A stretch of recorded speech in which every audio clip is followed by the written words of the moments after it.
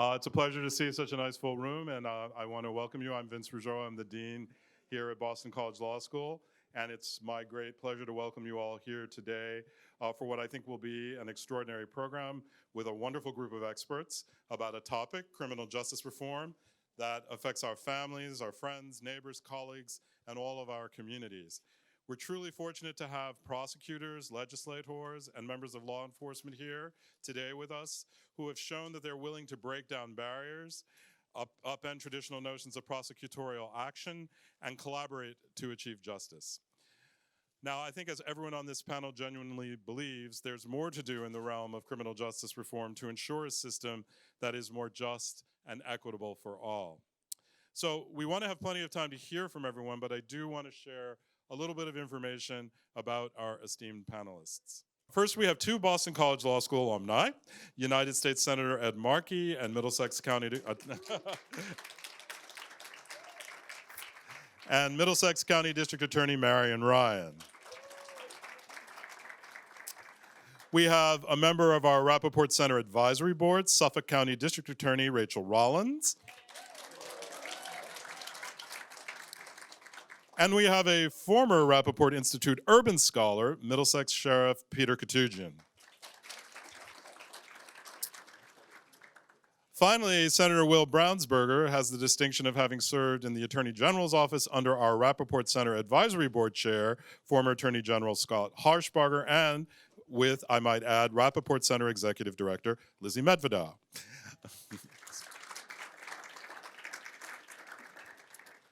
So I'll begin with Senator Markey, who's been in Congress for 44 years, 37 of which have been spent in the House of Representatives and the last 7 in the Senate. In addition to his steadfast work on criminal justice reform, Senator Markey has been a leading champion of climate legislation and a national leader in the area of telecommunications, technology, privacy, gun safety, and nuclear non-proliferation. A special thank you to Senator Markey, who earlier today helped to launch what will be BC Law's first podcast. Senator Markey also has the distinction of being a double eagle. Middlesex County District Attorney Marian Ryan is a career prosecutor, both trial and appellate. She was elected Middlesex County DA in 2014. Middlesex County is the largest county in the Commonwealth with 54 cities and towns and 21 colleges, including Newton and BC Law School. DA Ryan has been a leader in domestic violence prevention and prosecution, conducts workshops on workplace safety, and has developed important initiatives to keep kids and seniors safe. DA Ryan is the recipient of many awards, including 2 from BC Law, the BC Law School David Nelson Public Service Award and the BC Law School Women's Law Center Achievement Award. Her undergraduate degree is from Emmanuel College. Suffolk County District Attorney Rachael Rollins took office in January 2019 as the first woman of color to be elected DA in Suffolk County.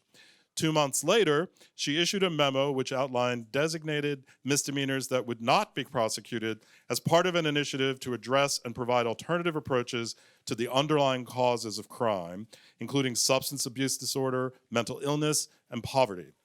Prior to her election, DA Rollins served as Chief Legal Counsel of the Massachusetts Port Authority, General Counsel of the MBTA, and the Massachusetts Department of Transportation, the first woman to do so, and served as Assistant U.S. Attorney.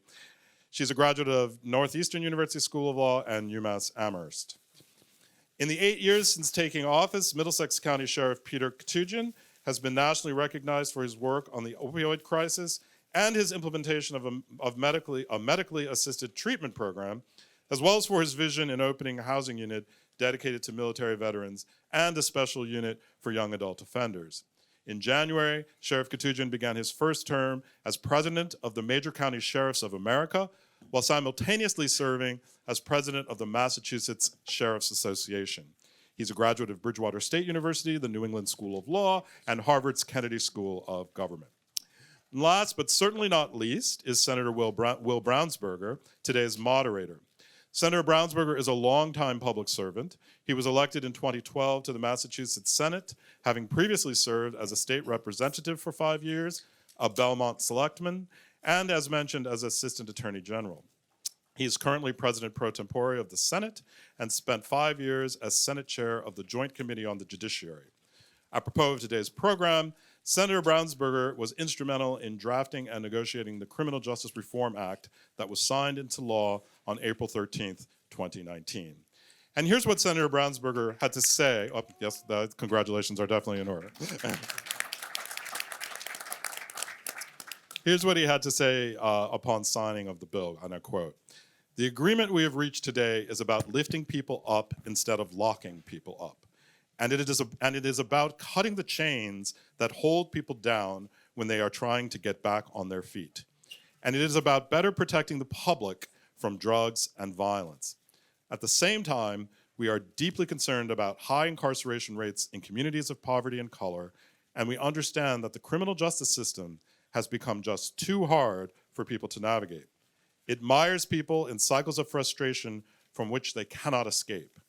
Most issues in criminal justice involve hard judgment calls, and many are deeply controversial," unquote. So now I bring you Senator Will Brownsberger to lead us in a conversation about those hard judgment calls and controversial issues in criminal justice. Welcome to Looking Ahead. Thanks. Thank you. So I'm going to start. I spent a lot of time campaigning in front of the Ringe Towers housing project in Cambridge. I spent a lot of time just hanging out by the entrance there, and I had a lot of time to talk to the security guard there. And he bedeviled me with the following riddle.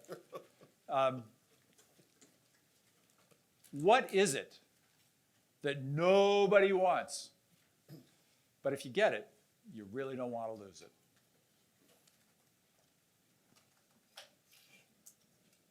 In a room full of law students, I don't think I actually ever got the answer to that. I think he had to tell me after, because we had hours to talk about it. I couldn't quite get to it. Start calling on people, Will. Do that. Make them stand. Yeah. Any idea? No, yeah, that was you. No idea. The right to vote. Well, the right to vote, there's a good one. No, a court case. Nobody wants a court case, but if you get a court case, you don't want to lose it, right? Oh, And,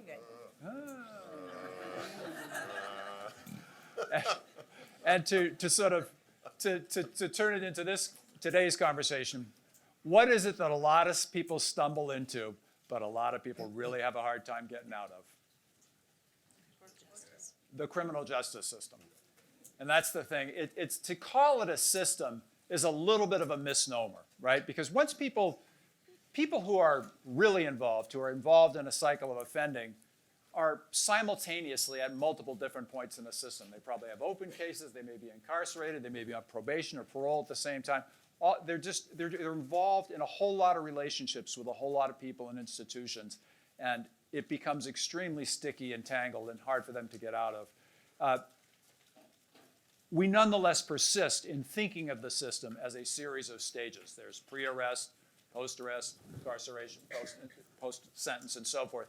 But so today we are going to organize the conversation a little bit in those phases and talk about the kinds of things that are happening at different stages. But always bear in mind that any individual is actually going to be simultaneously likely involved in multiple stages, and it becomes a set of relationships. But D.A. Ryan, I thought I might start with you as a prosecutor because it's an interesting place to start. What sort of things should we be doing to keep people out of the system? And I want to ask both DAs the same question. So there's a lot of things. As you mentioned, Senator, most of the time when people find themselves in the criminal justice system, they've already interacted with lots of different places. Maybe they have some mental health issues. Maybe they have some substance issues. Maybe they've just been poor and they've ended up interacting with a lot of systems. Maybe if they're young, they came from a family where they didn't get a lot of support, so maybe they've been involved with DCF in those kinds of places. So when we look at prevention, we try to do two things. One of which is find out which of those things brought people here, and how can we, way back on the front end, be doing something about those things. So how can we be working on helping kids to have a better environment? Figuring out what kids are most at risk and what can we be doing to help them. How can we identify mental health and substance abuse issues early on? And then what's the other piece? Talking to kids about, and I spent the morning doing this, kids really understanding how valuable they are. You know, it's said that kids can survive anything if they have at least one adult who's really invested in them. And when we see right now so many kids, it isn't even just the usual things, bad things that can happen to kids, it's the trauma. We have 30,000 kids in Massachusetts today who have witnessed a parent die from an opioid overdose. Right? How does that change your life going forward? We know what the research tells us about the genetic link in substance abuse. It's why most of us know families where generation after generation have had issues. So shouldn't we be at the front dealing with that piece? And when you spend a lot of your life, especially your early life, seeing that other people have things you don't have, that doesn't really foster following the rules and investing in the system. So how do we level the playing field for kids? We spend in our office a lot of our time doing education, being out in the schools, talking to kids. Some of it is pure education. They don't know how much trouble they can get into with some things, how things can go badly. When we tell kids, as we do all the time, try to have a healthy relationship, if you've never seen one, you don't know how to do that. When we tell people, talk to an adult about that, if you don't have a trusted adult to do that, you can't go someplace else. So really the bulk of our work, we are a business that, unlike any other business, does not want repeat customers. The bulk of our work is figuring out how do we get in as early as possible and change people's outlook, help them with the things that lead them very often to the criminal justice system. Thank you. DA Rollins, you've been in this space a lot now too. Yeah, so we don't want repeat customers, but we have them. We have an incredibly high recidivism rate for some low-level crimes. And this system that the senator was talking about, if this were manufacturing cars, would be shut down immediately. If you had a 67% failure rate for a car manufacturer, they wouldn't be able to make cars anymore. I think we have to remember, none of you got to choose who you were born to. Not a single one of you in utero gets to say, like, Rockefellers, please. No, you pop out and you are like a slide, a water slide. You come out and that's where you are, right? And depending on who your parents are, that was graphic, I apologize. Maybe not a gentle water slide, you get it. Who your parents are, right? Where you live, what your housing situation is. This isn't me speaking, this is the Boston Globe. Our Boston public schools are segregated, failing schools. So I was fortunate enough to go to Buckingham, Brown and Nichols because my parents worked really hard to get me there. Maybe your family sent you to South Boston High School, right? Or somewhere else. And where you live, what neighborhood you're in, whether there's violence there, what trauma you see. Whether there's environmental racism, which is very, very real. So I think, like DA Ryan, all of these systems are often involved in people's lives. You have DCF worker, you might have the Department of Mental Health in your life, you might have the Department of Youth and Families, and those systems, Boston Public School System, are failing these individuals often, right? And so are the parents as well. And we, as the criminal legal system, are the last catch basin at the end of several failing systems. And what I said out loud was, in the first instance for nonviolent, non-serious crimes, rather than sending them to him, who does a great job as a sheriff, and remember, there's a difference between whether you go to the House of the Corrections or the Department of Corrections, which he'll talk about. I want to see if we can get to the root cause of the problem so we never see you again, unless, DA Ryan, we hire you to help us work in our, if you're a non-lawyer, community engagement department, investigator, victim witness advocate, something like that. But we have a system. I don't think it's broken, Senator. It's working exactly the way it was set up to work, and we have to tinker from the inside to change. Thank you. Senator Markey, do you want to talk about this at all from a federal perspective? Well, I agree. I agree with Rachael. You know, the system is broken. What Marian said, it's broken. We incarcerated 2 million, mostly African-American young men in the 1990s because of the war on drugs, war on crack cocaine. We treated it differently from powder cocaine. So we owe an apology to an entire generation of African American young men. The system failed them. When the opioid crisis hit white America over the last 10 years, the cry was, well, we need treatment, not incarceration. Well, when it was minority young men, it was, we need incarceration, not treatment. And then when they were incarcerated, they went to our jails. They went to our houses of correction, which then became the primary place where drug treatment was being provided in America. And without the resources to be able to deal with it, and without the ability to be able to ensure that it's not just a big U-turn. Once they go out, they come back again. So this is deeply rooted in our society, where we criminalized the, quote, crimes which communities of color were committing, and then when it moved over to the white community, it was not so much. So we first have to begin with the recognition of what we did, what our laws did, what our system did, because then that leads to a loss of voting rights. It leads to a checkbox on an employment application that then serves as a further bar to reentry into society. It serves as an impediment to being able to receive Pell Grants, that might help you to reestablish yourself in the community, and you have this stigma your whole life. So what Rachael is doing here, what Marian is doing, is kind of reinventing the whole system. And I'm working with Peter in Middlesex County, it's to make sure that the funding is there for the medically assisted treatment, which is necessary, because the overwhelming majority of people who are in prison have some drug-related issue. The overwhelming majority. So we have to deal with that, put it front and center, and say, we're going to deal with it up front, prevention. We're going to deal with it with treatment when they're in the system. And we're going to make sure they don't lose the treatment afterwards, because if you don't keep your coverage for drug treatment as you leave the system, you're 120 times more likely to have a problem within the first 2 weeks than after leaving the system than anyone else in society. And you're coming right back in, as Rachael just said. It's a failure. When you have a 2/3 failure rate, there's something wrong with it.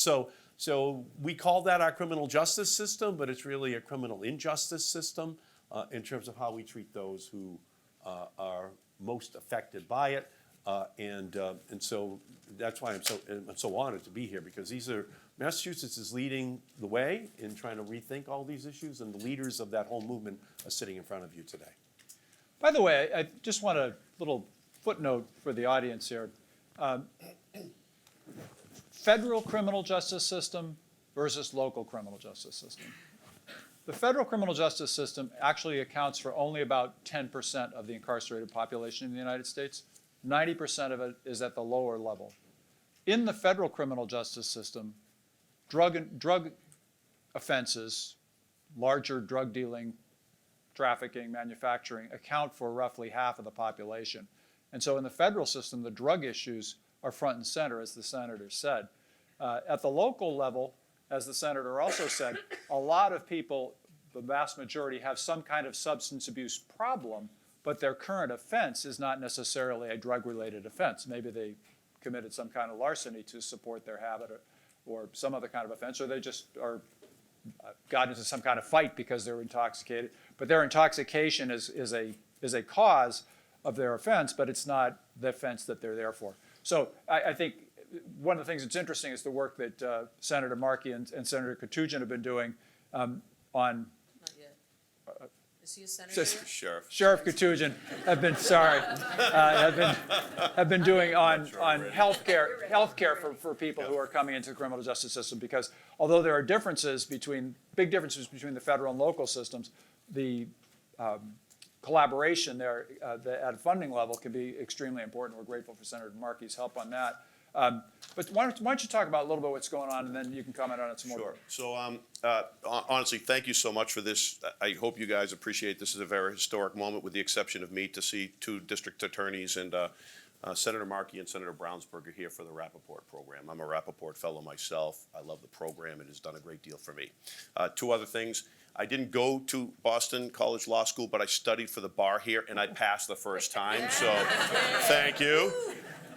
For some of the older folks, it was the old SMH. Remember the old SMH? It's now long defunct. And I also want one other shout out to a very dear friend of mine, Professor Bob Bloom, who sent me my very first $25 back in 1996 when I was an upstart running for state representative.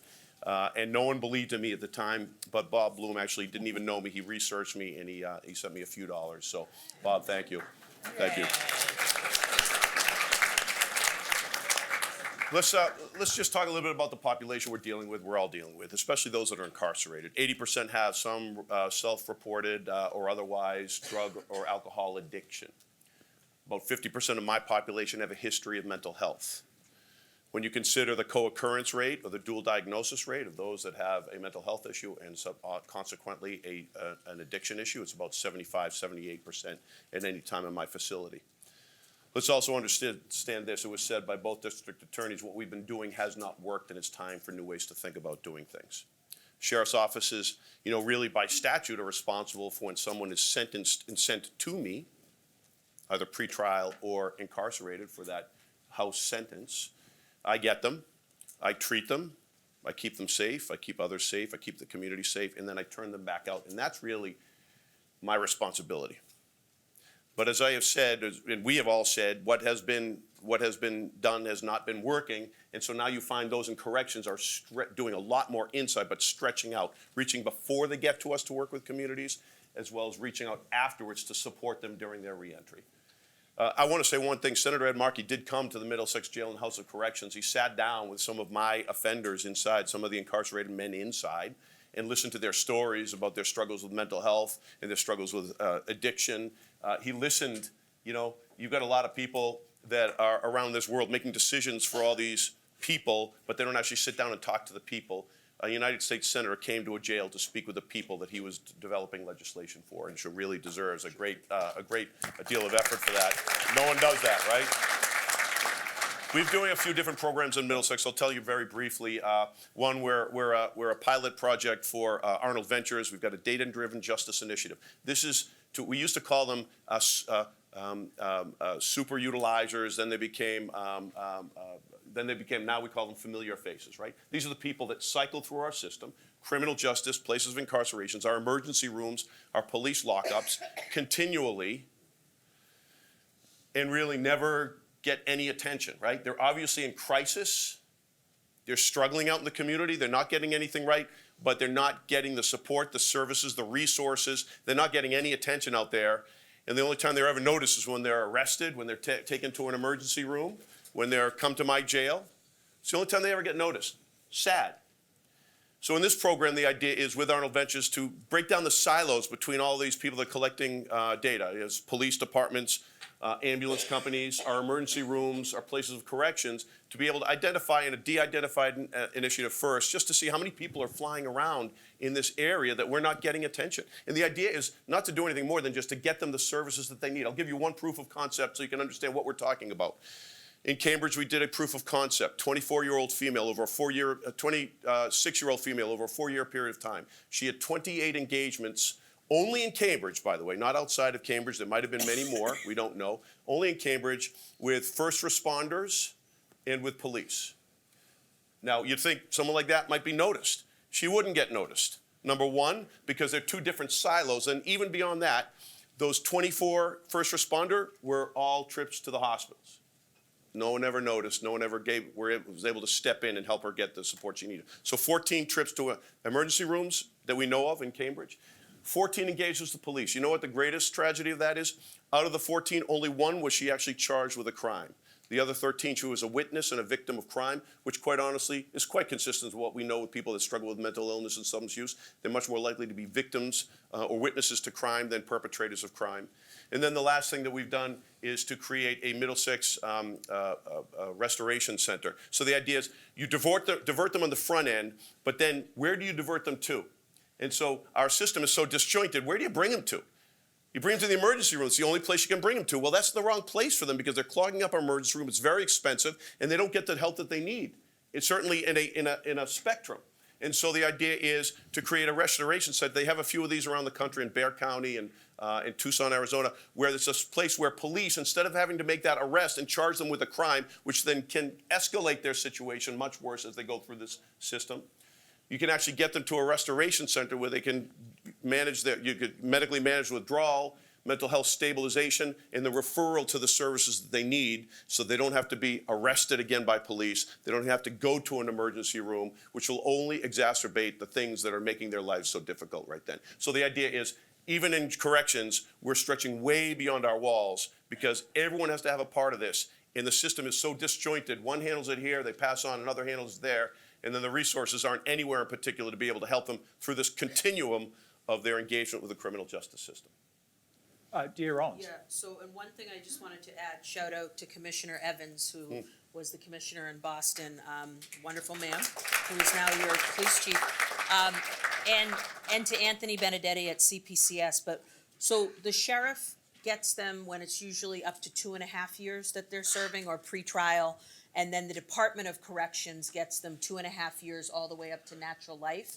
And sheriffs are elected 6-year terms. Department of Corrections is run by the Secretary of EOPS, right? Executive Office of Public Safety, which is appointed by the governor. The intersection of victims, witnesses, and defendants in municipal and district courts, the lower level courts, very interesting that the sheriff just pointed out. But to Commissioner Evans's point, and we used to talk about this, similarly, and Anthony knows this as well with CPCS, many of my defendants in homicide or violent crime cases were victims as well. And I don't just mean like figuratively. I mean literally, they have been either shot before, they have witnessed homicides. So one of the big things that, we talk about treating people with dignity and respect, and everyone's like, well, that sounds great, but what does that mean?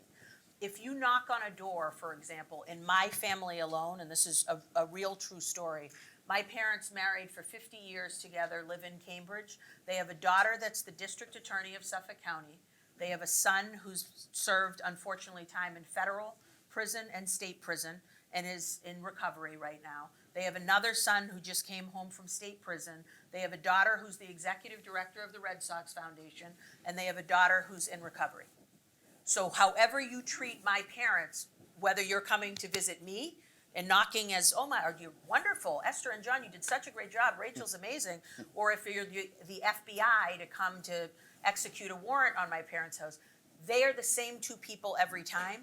And what I think law enforcement doesn't do well enough, Commissioner Evans did this wonderfully, is you can be firm with people, but you treat them with respect, because in that house could be Reverend Hammond, who's the reverend of one of the biggest churches in Boston, who's a potential juror for us, right? How you treat these individuals, even when they are engaging in horrific, horrendous behavior,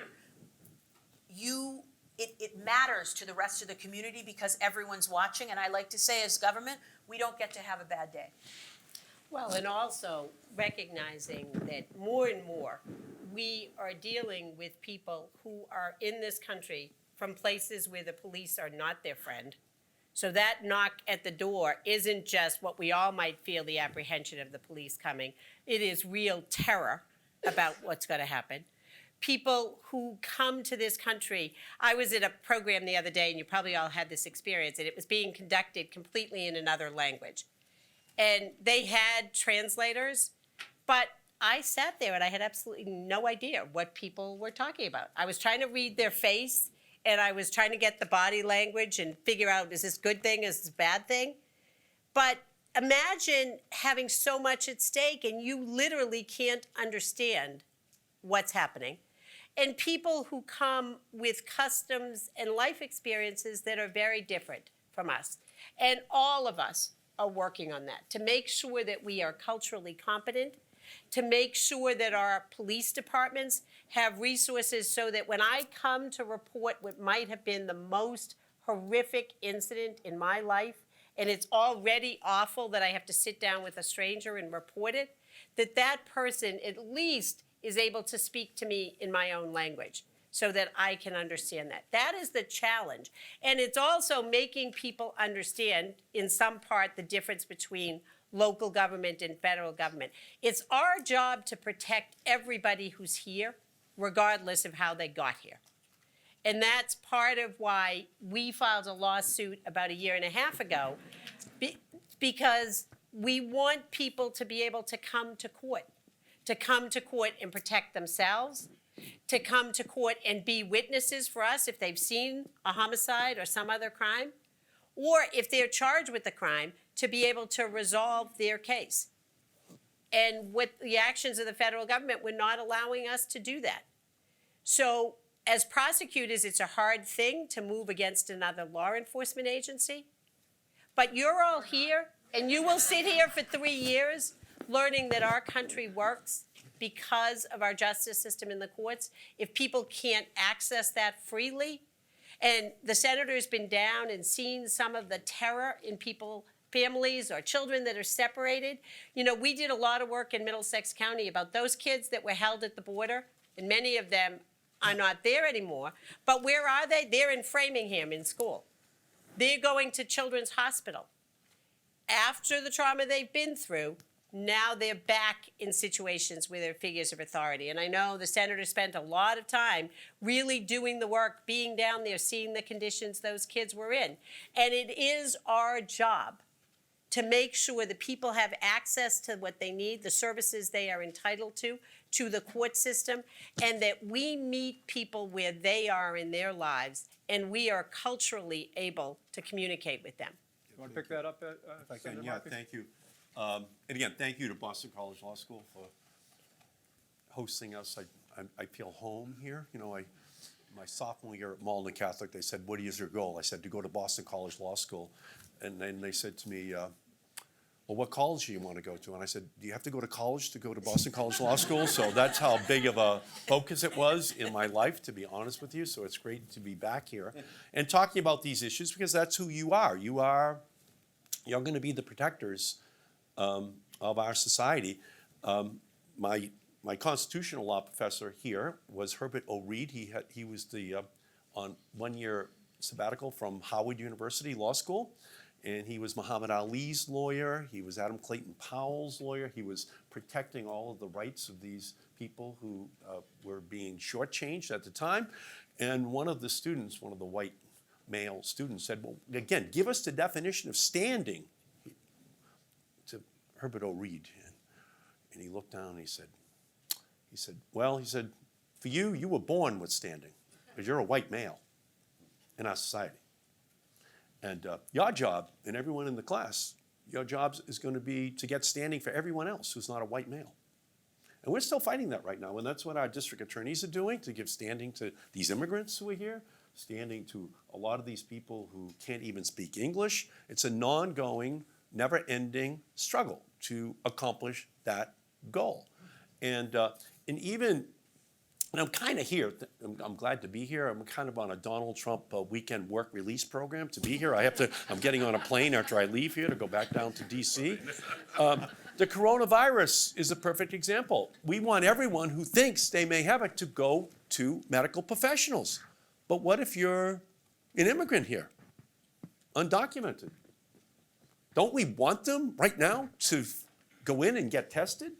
Don't we want them to make sure that this doesn't spread any faster and further than it would otherwise? So even looking at our country with 11 million immigrants right now, how do we treat them? And so Rachael and Marian are leading the charge here to say, no, they should be able to come into court, without fear that there's going to be an ICE agent there just to grab them, because then it's going to undermine the criminal justice system where we get all the information we need. The same thing is true in our healthcare system right now. You know, we need them to feel that the system isn't going to be a trap, you know, that results in them just being grabbed once they have to identify themselves in order to qualify for care. So it's pervasive throughout our society in the era of Donald Trump especially, because it is creating a world where he feels he can speak with impunity about Mexicans and Muslims and women of color and immigrants in general. And then that creates a chilling effect in our society that affects us and undermines kind of our soul of who we are, Emma Lazarus, and what we should be fighting for, what young lawyers should be trying to ensure that we're protecting in our society. So we're at actually a pivotal moment in our history. This whole election is putting all these issues on the ballot, all of it. Because there'll be, of the 100 senators, I have voted against more of Donald Trump's judges than 99 other senators. I voted against them. I voted pretty much against all of them. A couple of exceptions, but all of them, because they're actually all being, you know, certified by the Federalist Society to kind of review the entire Warren Court era. You know, all of those safeguards, protections that are supposed to be put on the books for everyone. And then further interpreted to liberalize so that we continue to look at the 14th Amendment so that everyone is given an opportunity to take advantage of them. And that's really what you're all about. You're the army coming over the hill here to reinforce this effort to continue to expand the way in which this whole criminal justice system treats everyone. Rachel, do you want to pick that up a little bit Yeah, further? very quickly, just ICE, the ICE issues are so complicated. So Marian had been leading the charge, trying to get this lawsuit filed with respect to civil arrests in and around our courthouses. And we believe that churches, schools, hospitals, and courthouses are places where people should be able to go and be as honest as they possibly can to get their treatment or services. And to DA Ryan's point, I don't want you to just understand when you're in court 67% of what's happening.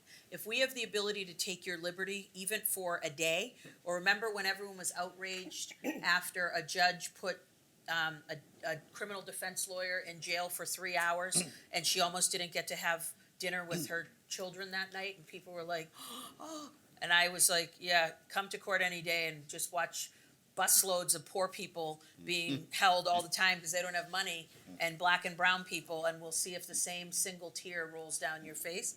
But I just think we have to be really honest about how difficult the ICE issues are. We have the litigation the DA and I have filed.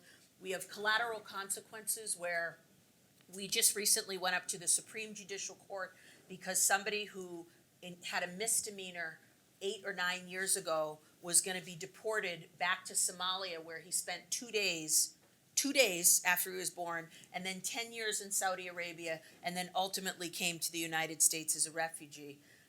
We were going to send him back to Somalia, where he spent 2 days, and we fought hard not to do that. I think the other thing that people don't recognize about ICE is DA Ryan and I will be doing the hard work of holding somebody accountable for a violent, serious crime, rape, armed assault to murder, some part 1 violent, serious crime. If they're deportable, ICE takes them and deports them before we hold them accountable for that crime. We have obligations to our victims. So there have been times where, and I'll let you speak to yours, arrests have been made, we go to find the person, they're gone.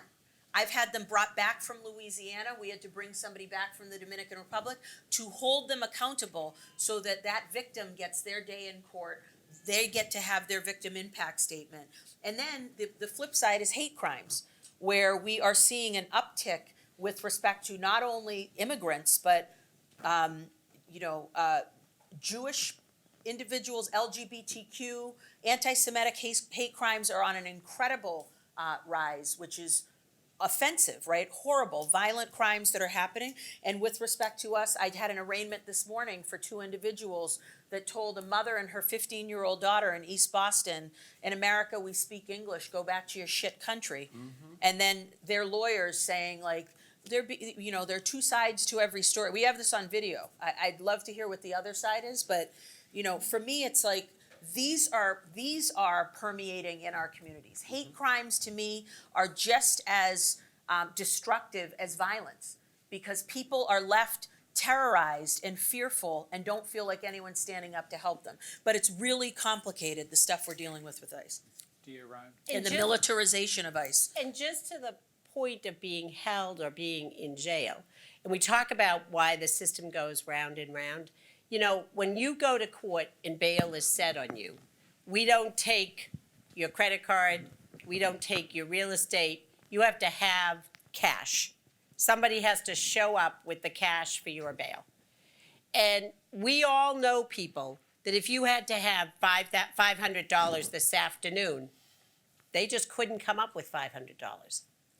So under the system we had for years, you would be held in jail until you either came up, excuse me, with the $500 or your case went to trial. Now, your case might go to trial after you've been held for 6 months by the sheriff and you were found not guilty, or your case went to trial and you got found guilty and you got probation, but you've been in jail for 6 months. So what would happen to your life if suddenly today you were plucked out of it and held?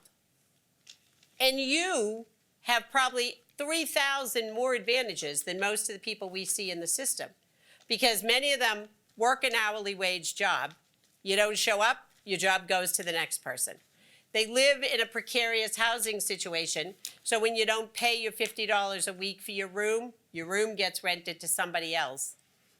And most importantly, if you have a child and you don't have a family who can come pick your child up at school and you're held, they go into the custody of DCF. And it's $10 a minute. Right. Now, DCF works really hard, but they have a big job, and no child comes out of DCF with an improved view of life. So all of that was part of the calculus that we made in deciding that we could, in cases where we were not ultimately going to be seeking a jail sentence, not ask for cash bail. If you're not going to jail at the end, even if you get convicted, why should we hold you for 6 months? That sounds pretty simple. That's great. Right? Except everybody said terrible things will happen. People won't come back. All kinds of awful things will befall us. Well, we've been doing it now for about 1.5 years. None of those things have happened. People are coming back to court at the same rate they always were coming back. And while their case is going through the system, they're living their life, they're working, they're taking care of their kids, they're doing everything they need to be doing. Which is why having that different lens, having the ability to say, why do we do this? You came to BC to learn those things. We learned here. It isn't just about what you learn in a book. It's about how you see people, how you think about problem solving. You know, some of the federal legislation that Senator Markey's been able to introduce is things that are different. He's been a great partner to us around the opioid issue in figuring out different kinds of things that we can be doing for people. That's what you have the privilege of learning here, is how to change the way we do things. Just want 30 seconds. If you can post bail, you stay out in the community, you keep Medicaid. If you can't post bail, you lose your Medicaid coverage. Think about that. Think about almost a poll tax, for eligibility to health care. So I have legislation to eradicate that distinction, but that's all part of the craziness that's built into the system. And because as Peter said, 80% of the people that he's dealing with have a substance abuse problem. So access to the Medicaid, to mass health, for these people is absolutely central. Is that a response to what the senator? I'm sure it was. I'm sure it was. I know. Let me move us to the next phase. We've had a lot of good conversation about the sort of the pre-arrest phase, the pre-trial phase. It's something that nobody wants, but when you got it, you don't want to lose it. But when you do lose it, you may end up incarcerated. So let's talk about that group of folks that do end up incarcerated. And maybe Sheriff Koutoujian, you've been doing some new things with folks. Could you talk about that a bit?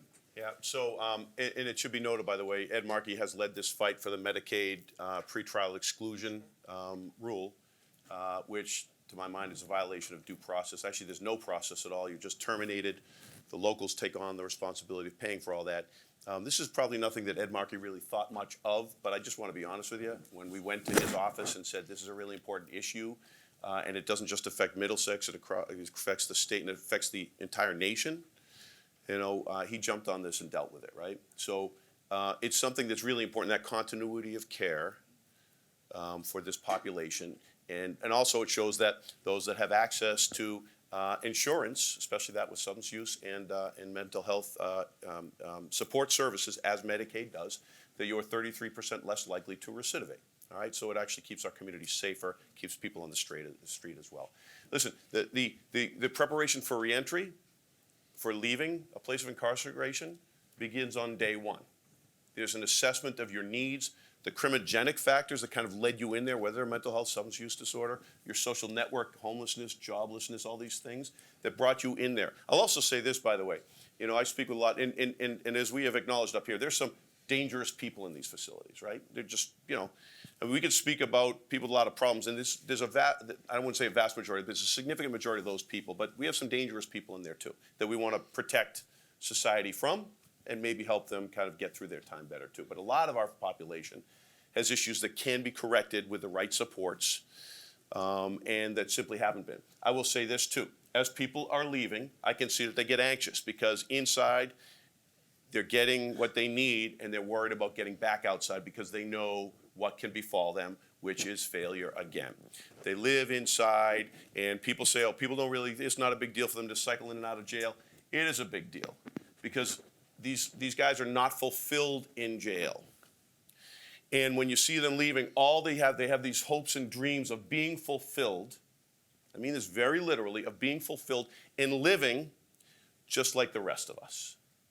And living just like the rest of us. So these people are no different than us. They have dreams. They just can't seem to figure out how to accomplish those dreams. It's because society has failed them on many different levels.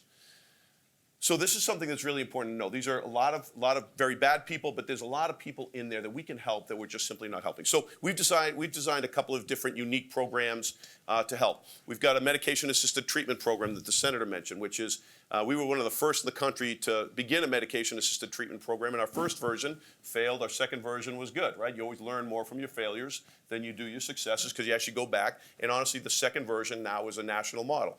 And it was using Vivitrol, so it's the antagonist form of medication-assisted treatment, not using methadone or Suboxone at that time. We did this for 5 years. We have significant amounts of data and results that came from this program, including the reduction of overdose death, about the reduction of, let me just give you, we've got, now we started our program with all 3 forms, including methadone and Suboxone. Now we've got about 135 unique patients that have been dosed. If they actually have a prescription when they come in, when they're arrested or and incarcerated, then we will maintain that prescription. We will also start up a medication-assisted treatment 30 days prior to your release to help prevent the overdose death rate that the senator just mentioned, right? I know many people that have left my jail not doing an MAT program that have had it all together, and they get picked up by a partner or someone on the outside, and literally within a matter of hours they're dead as a result of an overdose. So this is something that we can save lives and we can reduce recidivism. We have shown that basically the reduction of recidivism had significant value in our Vivitrol program. We've got 2 statisticians that are second to none. It has shown quite conclusively that this can work, and now as we're stepping into methadone and Suboxone, it's a whole new world. We've started a housing unit for military veterans, a unique population. We have a unique way to address their issues, to provide, to draw upon their commonality and what made them, special at one point in their career. Remarkable results using the Boston Red Sox and Mass General, the home base program, using McLean's hospitals and many other partners that have come in and supported this program. A lot of volunteer services, doesn't cost a lot of money to run, reduces significantly the rate of recidivism of this population and produces fulfillment. And then the people achieving change together. This is a really rocking unit. This is for young adult offenders, right? Now I will say I'm a recovering young adult, right? I remember what it was like to be 18 through 24, 25. There's a reason, by the way, that rental car companies don't rent to people under the age of 26, right? Because the actuaries figure this out a long time before society has, that these young people engage in riskier behaviors. They have later maturation. They fail to understand the consequences of their actions. As Rachael speaks about overrepresentation, they're 10% of our population, but they're 21% of our incarcerated population. And then when you divide out people of color versus those that are not of color, it's an even more significant divide, right? So we actually developed a program with the Vera Institute to treat them uniquely, to use cognitive behavioral therapy. We're doing things that I never thought we would ever see in corrections. It is a kick-ass unit. We're doing restorative justice circles. We're doing mood checks in the morning. We've got a currency system for their inside there. We do disciplines completely differently. There's a different relationship with the corrections officers, like when you went to Germany, right? You guys went to Germany. It's a very different relationship. They engage in activities together. And in that unit, we've taken all of the young offenders that are generally responsible for 90% or higher of every disciplinary engagement in the entire facility. Fights, arguments, just all the stuff that young people do. Like, honestly, I've got a 15 and a 16-year-old boy and a 10-year-old girl at home. And my boys are torturing me right now, right? So I can already see what I'm in for a long time, what I put my parents through. So these young men actually come in, same gang, different gang, all this stuff. And the unit is working remarkably well. They have advocated for themselves for a microwave. We're like, there's no microwaves in jails. And then we started thinking, well, why not? We gave them a microwave. They just advocated for a ping pong table. There's no ping pong in jails. Well, why not? Paddles can't be used. But there's engagement in a lot of these activities, right? So far.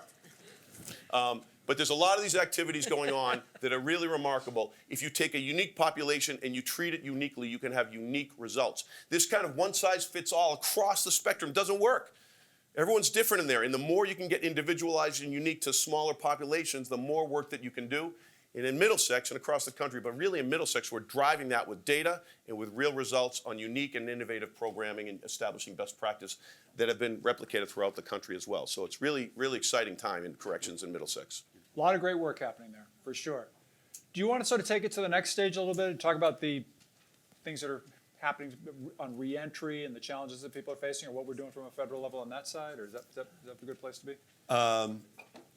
Well, yeah, I mean, obviously, and again, the three people on my right here, they're reinventing the criminal justice system, and we're Massachusetts. We're only 2% of America, but we're not just the Bay State, we're the brain state. So in criminal justice reform, you're looking at it over here, you're looking at the people who are absolutely doing the job. But then after they leave, we're gonna have to change the laws. We're gonna have to expunge records of people who should have never had a record. We're gonna have to give them back the right to vote. We're gonna have to look at Pell Grant programs and others and make sure that they're eligible quickly so that they can take advantage of our educational system. We have to restore their entirety of eligibility to a healthcare system immediately. It shouldn't happen. You shouldn't be restoring Medicaid 2 months, 3 months later. They should get it immediately because obviously they've been given the treatment in the jail, and now as they're coming out, they should be in a program immediately where the healthcare system is providing especially substance abuse treatment for them. And we have to, and I'm working with Cory Booker on this, senator from New Jersey. It's kind of the second step. There's a bill that passed that was more modest last year. But we just have to get more bold about how we look at this entire population, what we've done to them, and what we have to do in order to do our best. We can't fully ever restore what has been taken from them by the criminal justice system, but just looking systematically at all of these issues. Because otherwise, we failed. We really have failed. So I'm working with Cory Booker and others to develop the legislation nationally that can actually, a lot of it be modeled upon what Massachusetts Deep Insight has given to us to make sure that we telescope the time frame it takes where we can solve these problems. And the children have to look to the history books that we ever treated a portion of our population this way. And so that's going to be our challenge. And you're going to be you're going to be a big part of that in terms of making sure it happens. So I think what I want to do now is turn it out to the students who are going to be a part of this. I do want to say that I want to recognize students first, give students an opportunity to ask some questions.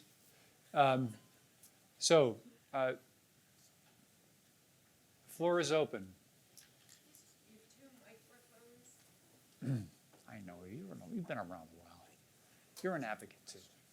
Well, while we're waiting, while someone's thinking of a question, because I know it'll take a moment for you. Give You got him a question right second. there? Hold on, don't do that. Don't interrupt the silence. Let it come up here. The awkward silence is what brings the questions out. Put them out All there, I right. got you. All right, did you have your hand up, sir? Yeah. All right. Go ahead, you got it. So thank you guys so much for coming out. I thought this was an awesome panel. So my question is about judges and prosecutors that were like very active parts of the war on drugs and that gave out some of the, you'd mentioned the sentencing disparities for crack cocaine. Do you think there should be any punitive measures or retraining for them in order to rebuild trust in the community? Would you like to take that, Rachel? Oh, me? So, yeah, I think you've hit it on the head, right? Like with the benefit of being able to look back now, right? We have seen that a lot of the tactics that were employed didn't ultimately work.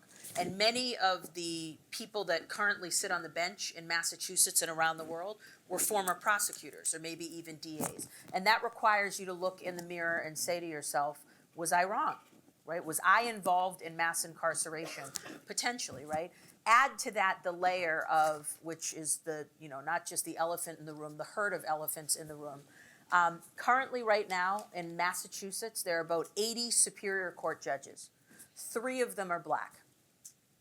And I would love all of you, you are sitting in the beautiful Middlesex County right now. I'd love all of you to come to Suffolk County in Boston and just sit for a couple, or why don't we have Anthony Benedetti? 3% of the criminal defendants in Suffolk Superior Court, are they Black? 3%? I'm sorry, more than that? Yeah, I'm asking a serious question. Right, so, but we have 3 Black judges, and 90+% of the Superior Court judges are not the population that overwhelmingly comes in front of them. When we talk about young people and children and students, it's really great to have people say, like, you can be anything you want to be, but if none of your teachers, if none of the people that you interact with every day look like you, it's really hard for you to believe that. And I will say in the criminal justice system, if the person that arrests you, the person that brings you up the back of the courthouse, the person that's a court officer in that room, your criminal defense lawyer, your prosecutor, the clerk, the judge, and probation, none of them look like you. There's a lot of people that think the system is rigged against them. I think we all need training, and I think judges in particular do. Many of the battles I've had in my first year are with judges who I find it hilarious are questioning prosecutorial discretion, which for the almost 200 years that the Suffolk County DA's office was in existence prior to me, they never questioned that discretion when we were on a freight train moving toward mass incarceration. But now when we're saying I'd like to slow this down and look at it, I've had to go up to the SJC multiple times for them to say, yes, you have it, keep using it. I want to say this too, that And I agree with Rachel. I was kind of disappointed in my first week at Boston College Law School. There was a lot of discussion about Marbury versus Madison, and it just went on, and it was very high level, but my idea of what a lawyer was Atticus Finch in To Kill a Mockingbird, and the first professor who walked into the classroom was the first lawyer I ever met. My father was a milkman at the Hood Milk Company, and I'm gonna be a commuter to BC and BC Law School, 7 years just commuting back to Malden. So I wanted more real life. How does this really interact? So I went with one other student down to the Boston Municipal Court, and the Chief Justice, his name was Elijah Adlow, and he was the Chief Justice down there. And he was meting out justice. And we just sat there in the courtroom, and the first case was very interesting. And he said, and they had picked up this African-American young man sleeping on the on Boston Common, picked him up overnight, and he wanted to defend himself, and he made his case for why he should not be sent away, and Adlow then ruled 6 months, and then he said, I appeal. The African-American young man said, he says, well, we'll make it a year, just so it's worth your time, okay, on the appeal. And so I'm looking at the criminal justice system in my first week at BC Law School, and honestly, we're not talking about this in my first week at Boston College Law School, or second week, or second month, or whatever, huh? So yeah, these judges, they get pretty powerful. They almost think they are the criminal justice system. They can do whatever they want. And so there's a re-education program going on here with our 2 district attorneys, and it's something that has to become a national trend just to break the habits that were created over a generation. We got another gentleman I want to recognize out here. Go ahead. I'm going to try to move the questions around, so I do want people to get more students and others in. Thank you. I just wanted to ask about the recent ICE coming into Massachusetts, like where that stands and what are the issues there? What do you do as local leaders when the federal government is trying to take away protections that we have in this state? Well, fortunately, like many of Donald Trump's predictions, it's a lot of bluster and it doesn't turn out to be much. So we've been very fortunate. That whole I'm going to be sending armed SWAT teams has fortunately not really come to pass. But I think it does really show the importance of how elections matter and who stands up for you and who knows the values. Because, for instance, here in Massachusetts, we're fortunate. We're partnered with police departments that don't employ those tactics and that aren't being cooperative beyond what they're required to do with ICE. So that has made a huge difference. Did you want to jump into that quickly? Can I- I'll just say, in just a related issue, back in August, Trump had this new rule where we had young people from other countries who were being given medical treatment at Mass General and other institutions, and they just ruled last August that they had to be deported. Kids with cancer were being taken out of our hospitals because they said they didn't have the right papers. And so I actually organized with Ayanna Pressley and then 10 other senators and just put the pressure on Trump, and he backed down in 2 weeks to keep those kids here getting their medical treatment. So this is a battle, and we have to actually be the leader. The cutting edge is really here. We just have to, in every one of these issues, just stand up to ensure that all the full constitutional rights are extended to everyone who's entitled. I want to let biggest- Rachel get in, yeah. and then I want to go out to the audience biggest again. issue that I want people to understand is ICE keeps saying to you, we're deporting the most violent people, but it's for a civil infraction. Marian and I are holding violent people accountable. ICE isn't. They're removing people for a civil violation. That's why they civilly arrest them. And that's not like, oh, sir, please stand this way. Not that type of civil. Like, not criminal. Your constitutional rights don't apply when they don't have to bring you to an Article 3 judge. They throw you in a van and we don't even know where you're going, right? And I find out that you're in Louisiana. So I think for ICE, it's just really important to recognize that also when they militarize themselves, Commissioner Evans, Commissioner Gross, they're working on community policing. And that is the exact opposite of that when you send RoboCop into a neighborhood and they're like, harassing people all over the place. Then they leave, right? Leaving Chief Kais, Commissioner Gross, Chief Delahanty, Chief Guido, my chiefs, Chief Green, to then pick up the pieces and go back to that community and say, trust us again, here we are, well, you wanna come, oh, you don't wanna talk to us anymore? Right, that's what we're dealing with every single day. Yes, ma'am. This is a question for the sheriff. I don't know what the current policy is in your county about 287G, but I'm curious about your county and the rest of Massachusetts. So 287G is a program to really allow ICE status, I guess, inside. We don't do it in Middlesex. I think there's a couple that do it. personally, we'll never do it in Middlesex. You know, I don't hold ICE prisoners. I'm not interested in doing a 287G. I mean, these are like the DA said, these are binary, right? They're two different tracks, right? You can keep our communities safe and they can do their job. But my frustration with is why do we have to do their job for them? That's their job. Let them do their job. And I get frustrated when I've got some of my colleagues that are jumping all over it saying, well, we have to do this to keep our community safe. It's two different things. And I want to be also clear about this. I'm now, as it was mentioned, I'm president of the Major County Sheriffs of America. I'm actually going on a border tour next week with a sheriff from Pima County, Arizona, that has about 120 miles of open borders, the longest open border space in any county across this country. And he is very reasoned on. So when you think about what's going on in the country, you go talk to some of the real border sheriffs. Some of them might be about build a wall, but a lot of them are not about build a wall. They might be saying build a wall, but it involves technology and some structure in many other different ways. But these are the people that see the terrible tragedy of what can happen. They find people, families, children, dead in the desert. He had to spend, hours trying to pluck a gentleman off of a cliff with a number of helicopters, right? They see the drug cartel, which is driving this immigration, right? They see the trafficking of people and the trafficking of drugs.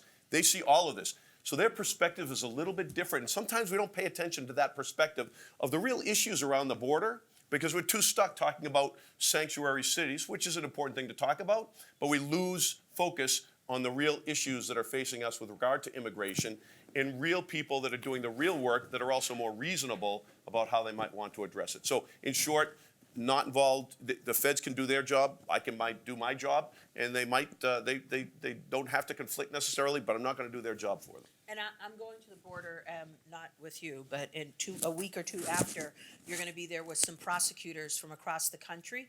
And I think your point is a great one. Like the senator did, I've been to the Suffolk County House of Corrections, Nashua Street, and South Bay.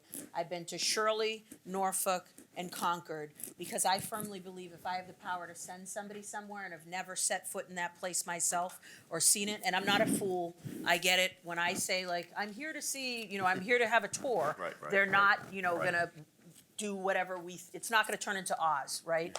But so, if you're too young to even know what Oz is. But anyways, so my point is just, I think it's really important that it's very easy for me to sit in my chair at One Bullfinch and say, in a perfect world, we should all be. I'm not the person in the youth violent task force in the middle of the night going in Dorchester, Roxbury, and Mattapan, and we have 10 homicides right now since January 1st. We've had brazen middle of the morning shootings. These are real violent individuals that we are dealing with at times. So I think it's really important you see both sides and listen to members of law enforcement, but then members who have individuals who have touched the system on a different side as well. Bob Bloom, who taught me all the criminal law I know, once said that we sit in this room and none of us probably have been police officers or know the other side of that. Sure. So that's a really critical piece. I want us to get some more questions. And by the way, when they're talking, put your hands up so that I can sort of know who's next and get the microphone over next to you.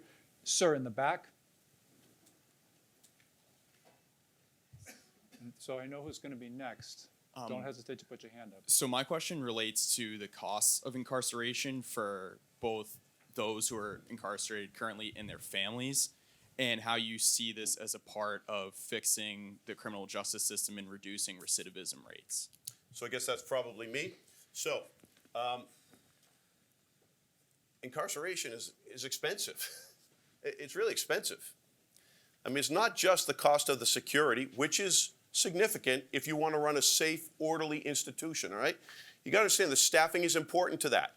It's 24 hours a day, 7 days a week. Our officers suffer from wellness issues themselves because of the jobs themselves. So understaffing is not good for either the officers or the offenders or the incarcerated men inside. But there's a great, I think you really brought up something really important. So I got a call recently from a state rep that said, hey, I've got a friend from Billerica whose son is incarcerated in your facility. He's really worried about his son. He's never been incarcerated before. He's been an addict for a long period of time. They might have lost touch, da-da-da-da-da. I said, I'd love to call this guy. This goes back to our days in the legislature where you just love to speak to people about how it's impacting them, right? It's not like we're making decisions. You like to speak to people. And quite honestly, the idea of public service. And I don't get to do this enough. So I would speak with him. And I remember this man said, I live so close to your jail that I could throw a rock off of my back deck and hit it. Imagine growing up under the shadow, or maybe not a shadow, that's too too gloomy, but within that closeness, proximity of a jail, and never knowing your own damn son's going to end up there. How heartbreaking. So I was able to speak with him. Then what I realized was that he was suffering incredibly, and he was a victim of this incarceration as well. So I realized that I got to talk to a few of these people that would either know me or they were important enough to know someone else important. But there was thousands of other family members that were never getting to talk to anyone. So I actually said, I want to create a family support services coordinator position because no one's talking to these people. They're suffering. They don't know about services that they're entitled to. They don't know how their loved one's doing inside. If their loved one is thinking about self-harm, they don't know who to tell inside for us to watch for them. They don't know how to prepare for their reentry. And you guys go away on a good trip, you come back and you think you want to start to control what's going on in the home again, and then your loved ones look at you like you're a loser. We were doing quite well without you, man, right? My wife does this to me when I go away for a few days at a time, right? So I can imagine if you're incarcerated, even more so because you're coming back and things are not right. So we actually created this position. It's kind of cool. We actually added a corrections officer onto this. Now we're going to be able to service those other victims of this incarceration through their families, get them in touch with Al-Anon, get them services, let them know how to talk to their children about incarceration, get them their health put together, and then let them understand how to accept that reentry. And not only top of that, you can turn them into a volunteer workforce for reentry support when they get back out. So the costs of incarceration are too much. Understand, as these numbers go down, the staffing levels don't go down to the exact same percentage, right? Because you still have, whether you have 30 people in a unit or 60 people in it, you have to have 2 corrections officers, right? So the costs don't go down exactly, but the greater work can be done because as these numbers, I'm getting really excited now because this is something that's really my bugaboo, right? Now, with the numbers coming down a little bit, I can do corrections.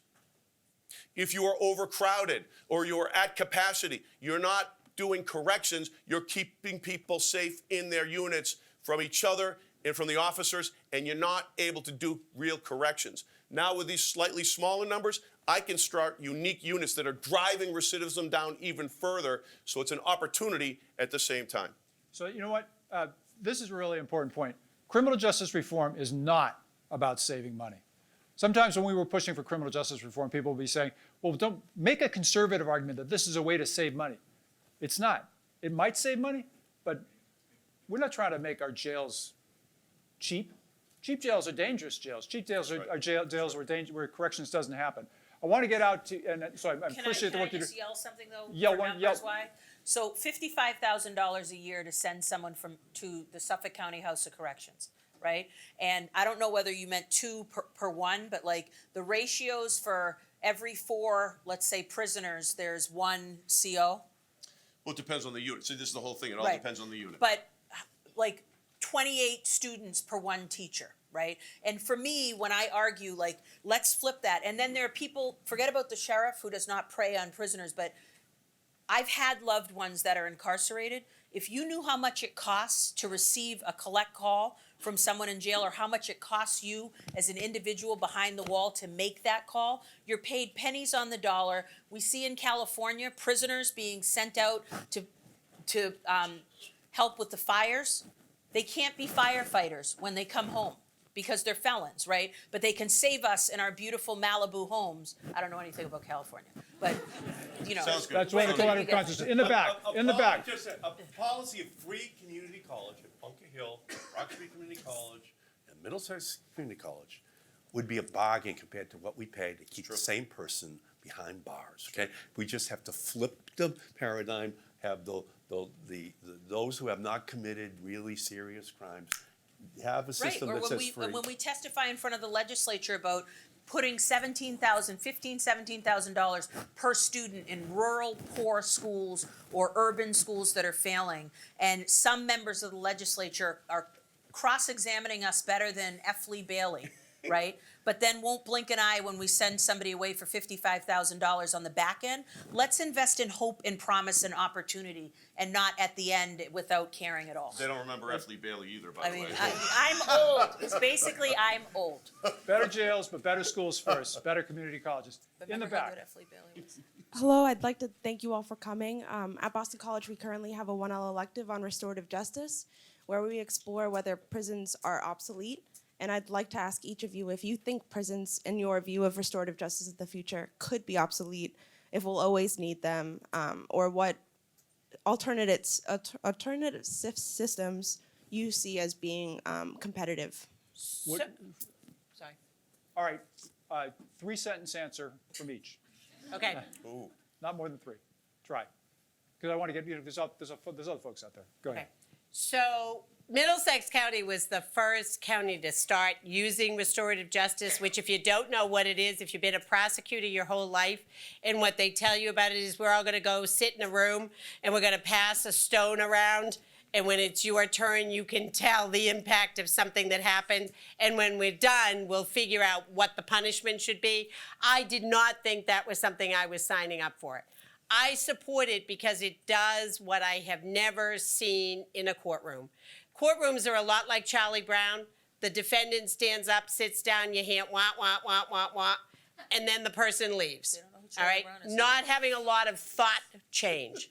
Restorative justice does change people's minds. So we supported that. It's now part of the legislation. Everybody in Massachusetts has access to that. It's useful everywhere.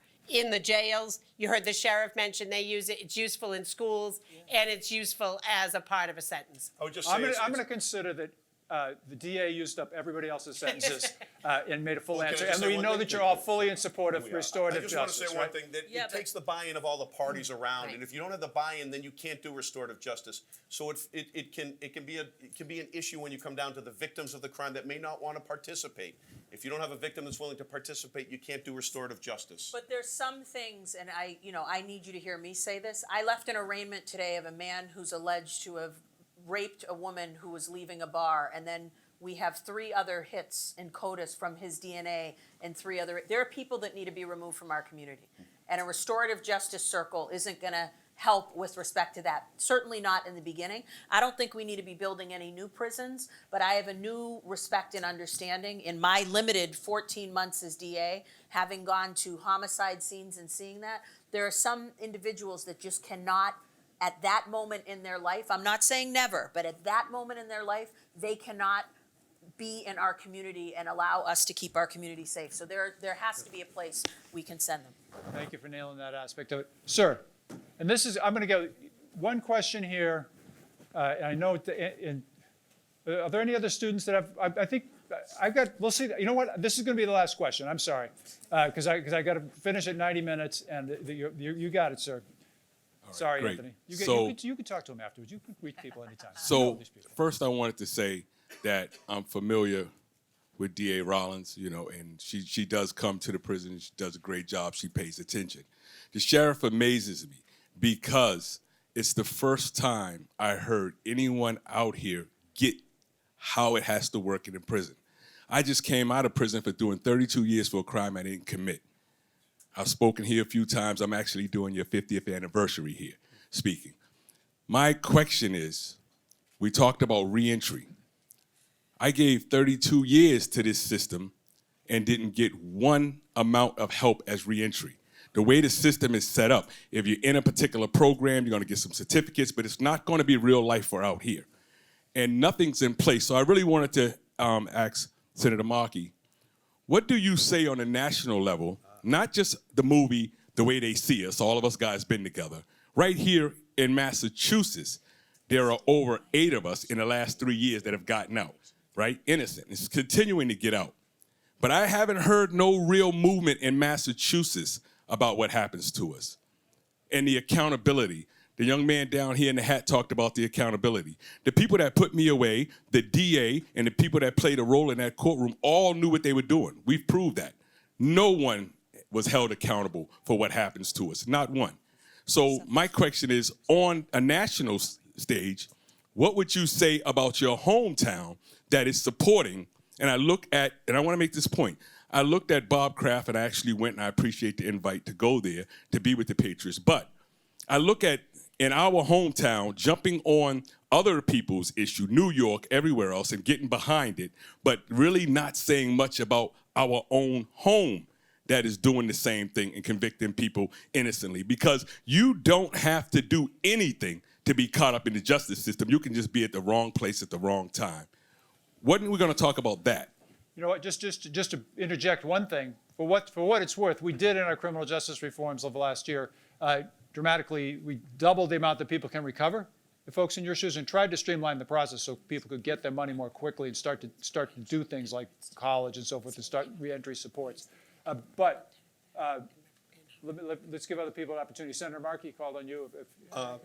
Yeah, well, clearly we need integrity in the process, and we have to make sure that just becomes the norm, not just here, but across the whole country. Again, we have leaders here who are doing that. We have to have a debate about reparations. Cory Booker and I, we're the only co-sponsors so far, but we've introduced a reparations bill in the United States Senate so we can begin this discussion of our entire criminal justice system, but our society as a whole. To a large extent, we've substituted slave cells on ships coming here for prison cells that exist all across this country in terms of the population and the way the criminal justice system treats them. So we need more integrity, but we also have to look at the reparations, which we owe to people like you who have gone through this system and have been wrongly treated, but that it just can't be, well, sorry, we made a mistake. It's got to be something that's much greater, and that will actually be the lesson to the criminal justice system that we're looking at you and we're going to make you accountable. But these are the experts here. Thank you, Senator.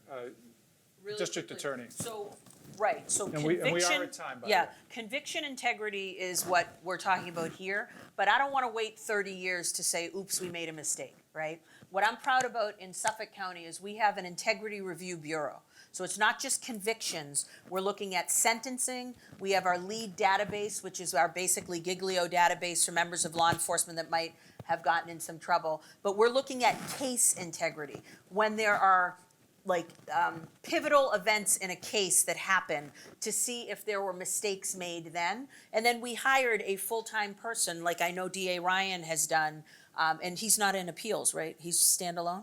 David saw it, right. So we have a unit now where every time I go and visit Concord, Shirley, Norfolk, and other places, David Lewis is the individual that we have you send your materials to, and we are reviewing all of those things, right? But we have to be able to make the bold steps of saying we're going to look backwards and see, because there's no industry in the world where people get it right 100% of the time. And for whatever reason in law enforcement, we love thinking that we never make mistakes. I'm proud of as well, even though Fred Clay was exonerated by my predecessor, we wrote an apology letter to him myself. He was able to get $1 million by the Attorney General, but we need to make that process more obvious to people. So what you see before you is 4 people who are very passionate, and you've heard the passion in their answers about making the criminal justice system better.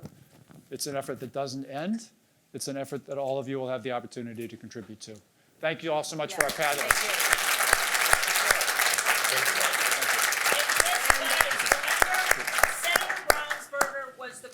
Who helped us do all of this with the crime. I was going to say, Yeah. we have 5 passionate Yeah. people here, not just 4. So on behalf of the Rappaport Center for Law and Public Policy, I want to thank all of the panelists for being here, giving us your time, being so thoughtful, and helping move criminal justice forward. Thank you.